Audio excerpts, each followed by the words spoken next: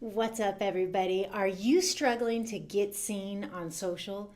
Are you happy with your results on social media? Or is your blood pressure high and you're stressed out and you're hearing about everybody get referrals and you just don't know what you're doing wrong? Look, I'm Crystal Lindsay and I want to help you be able to harness the power of social media. But in order to do that, you need to know these 7 principles to be able to break through the noise and generate referrals online. This is based on Donald Miller's best-selling book, Building a Story Brand. So special shout out to Donald Miller. He is an Amazon bestseller, entrepreneur, and author who is known for more than doubling companies' revenues based on helping them clarify their message. What does that mean? That means we're making it too hard. We're forcing people to burn calories to be able to figure out what it is we do, when instead you can say, look, here's an example of exactly how I can change your business. So we all agree that they need to be able to clarify their message using story. We also agree with Donald Miller that you need to put your client's story above your own. Make them the hero. Make it about them. And don't worry about how many people go and look at your website. It's about, what does it say? How does it convey how you're changing people's lives? And stop trying to answer questions that people never ask. Donald Miller gave so many great examples about, for example, an Italian restaurant who wanted to be able to talk about, selling Italian food, but they looked like they were a painting company, or a painting company that looked like an Italian restaurant. Look, stop trying to make it look different and make it sound different and make it clear about how you're changing people's lives. That is the number one rule to marketing. You also need to focus on showing how you solve your customers' problems and specifically giving the clear path on how to do that. But I know you're sitting here and you're saying, okay, but is this just a recap of the book? Look, it's not a recap of the book. I'm ripping it apart. I've got 2 big critiques that I want to land, and then we're going to jump into it. The first critique I have for building a story brand is that he's not talking about how to figure out who your ideal client is. So maybe this is something that's going to come in the workshop or that he helps people with later. But what I often run into as I'm helping entrepreneurs be able to go live and harness the power of live video is that they don't know who they're going after.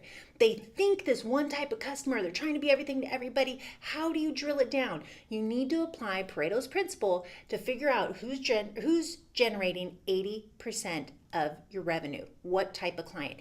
Be intentional and stop trying to tell everything, and pick your main product or service and really drill down to that ideal client. Now, that's my biggest critique so far. But of course, I'm also very, very concerned over the fact he's not talking about video. Yeah, live video. He's talking about building a story brand in general and how to improve your website and how to write better copy, and all of these things are important, but I really want to bring it home specifically to video and specifically how you can increase your referrals using storytelling branding in live video. Are you ready for this? Look, I just finished up a series on Gary Vee and how Gary Vee is teaching you to become an influencer on social. But what I want to say is Gary Vee, Donald Miller, and I, what do we all have in common? Well, we agree you need to clarify your message. You need to niche up. You need to stop being everything to everyone, figure out who's driving your business, and get really clear on how you're going to articulate that and be able to know in a matter of 2-3 seconds what it is you do for a living. Now, the other thing that we all agree on, there's more, is that you need to be able to engage with your customer.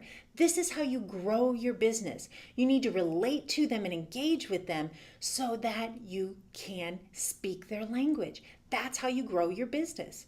You can also do this in such an easy way of just speaking from your heart. If you know who it is you're going after, you've already been able to sum it up. That's your chance to use a case study and share from your heart using live video on how you are changing clients' lives. Yes, let that sink in. So, but wait, I know you're sitting here and say, I want to break through the noise. I want to get seen on social. But isn't that expensive or difficult? Look, it's not expensive or difficult if you stop sharing content that your clients don't care about already. Let that sink in. Stop trying to get them to care about what you think and start caring about what they think. I'm Crystal Lindsay with 333 Social Media, and I am a college professor, entrepreneur, and social media strategist. And my goal is to help people harness the power of live video, be able to go live with confidence. And in order to do that, you need to know what to say. One of the main things I hear is I don't know what to say when I go live. So this is part 1 of a 4-part series on how to use storytelling branding to generate leads using live video. The first one today, again, is 7 ways to be able to break through the noise and generate referrals on social media. Next week is about save money and increase sales by becoming the guide. So stay tuned for that. You may be sitting here saying, but I am a beautician, or I am an insurance agent, or an author, or a pediatric. I don't care what type of business you're in, this applies to you. With 333 Social Media, we specialize in real estate and entrepreneurs. This goes the full gamut. This is Fortune 500. These are national brands. These are moms and pops. These are solopreneurs. This single truth holds true, and that is you need to be able to engage in a simple, clear way how you change people's lives and use it using client case studies. By the end of this broadcast, you will know how to do that. Now, I often work with clients who are struggling to do this. For example, I worked with a client who was an attorney and was really struggling to be able to get seen on his social, didn't have much going on. And in fact, the one thing that really pushed him to be able to go on and invest in social was his friend who's a real estate agent was getting leads from social media and had a big following. So he wanted to get more followers than him and possibly a lead. Now, at that time, he was managing a caseload of 11 clients out of 30 possible. Now, when he met us, we were able to go in there and teach him how to use live video, how to get the technology, how to write the script based on what the client cares about. We wrote his slides for him. We set up the technology. We held the clicker. We walked him through it. We got his guests up to speed. We made it so easy for him. And on his very first live, he was already getting a client. Now, this is the trick. When you go live, you're engaging people who already follow your page. They get that notification that pops up. So that's the easiest, fastest, cheapest, free way to get in front of your followers is to be able to use live video.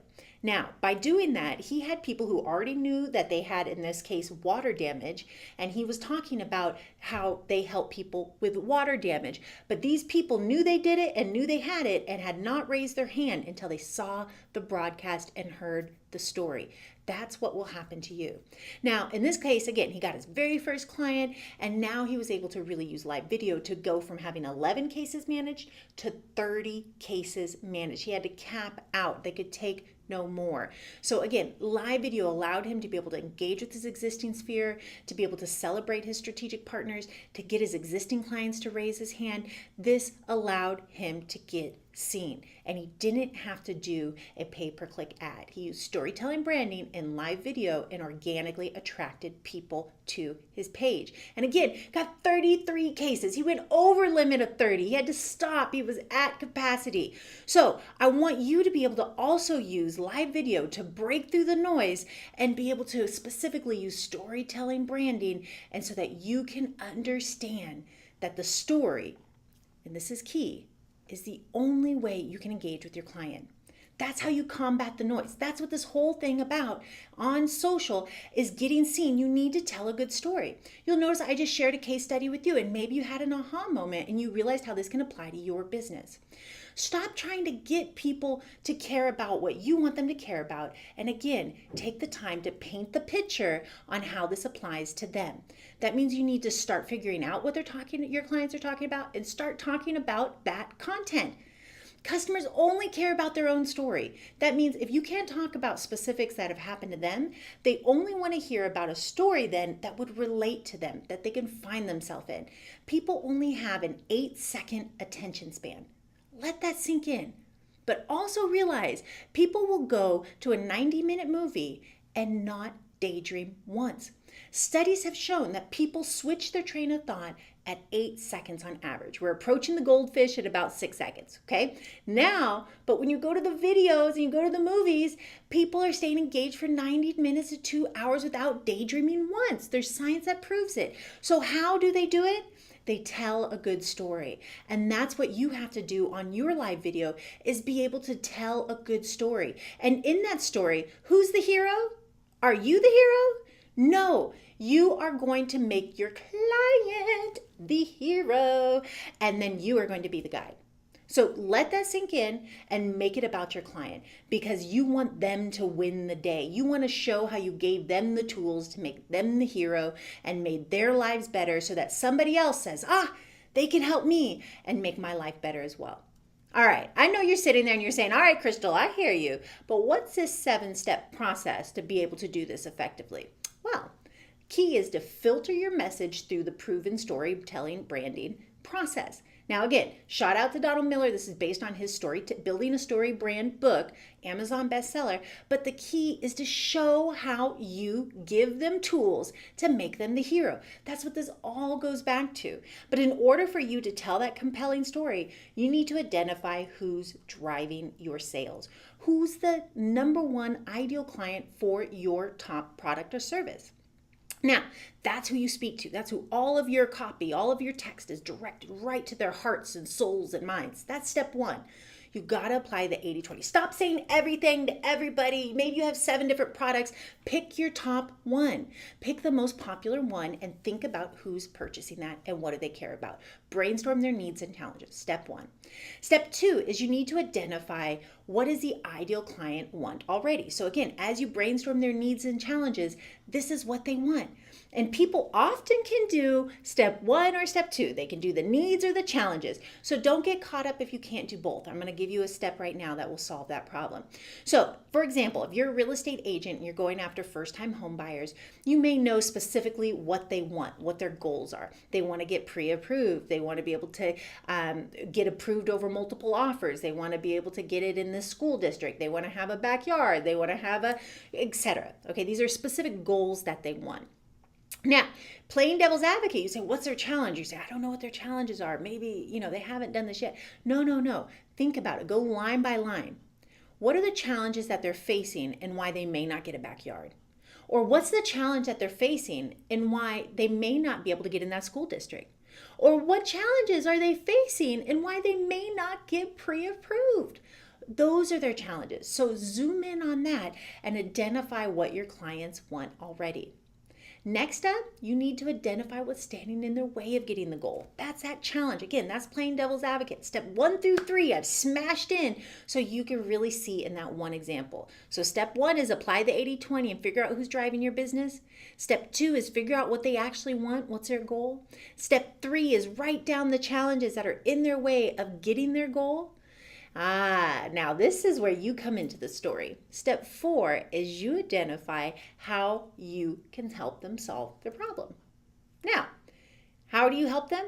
You may say, I have a spreadsheet, or I take them on tours. I do these things. If it's a first-time home buyer, I always do this process. It's a proven process. Guess what? If you talk about that too long, people are tuned you out. People probably tuned me out just in the 3 seconds I talked about it. Nobody's listening. But what they are going to listen to brings us to tip number 6, is brainstorm. You ready? Brainstorm a case study. What? A case study? What do you mean a case study? Brainstorm a case study and give an example. So similar to how I started and I gave you an example of how I worked with an attorney and how I was able to help him go from 11 cases managed to 30, you were able to break through the noise and hear, oh, I get it. She helps people get more clients by going live. You heard the services I provided, you heard the challenges they had, and you heard how their life got better. That's what you need to do. So there's 3 parts to a good story, and this will come later on in the future broadcast, but let me give you a snippet so you can get started today. No, excuse me, there's 4 parts. I've been doing 3 and Donald taught me the 4th. So the fourth one that he taught me is actually the first step, which is identify the goal. So I always jump right into the challenges, but this is where he really drilled home. You need to be very clear on what their goal is. So when you say, for example, I worked with a client who wanted to be able to use social media to grow their business. That's an example of what they wanted. They wanted to stop being tired of this thing. They wanted to get their first home. They wanted to get pre-approved. What was their goal when you met them? and talk about the challenges that were standing in their way. You just brainstorm this. So again, I worked with a client who wanted to be able to use live video to be able to grow their business, but was stuck in all of the noise, wasn't getting results, didn't know what they needed to do, was staying up all night, was reading all these magazines and got conflicting information. And then when they met me, I was able to. That's when it brings it into services provided, part number 3. So again, goal, challenges, services provided. So now you say, and then when they met me, I was able to help them and list it specifically just as a talk to the girlfriend or guy friend.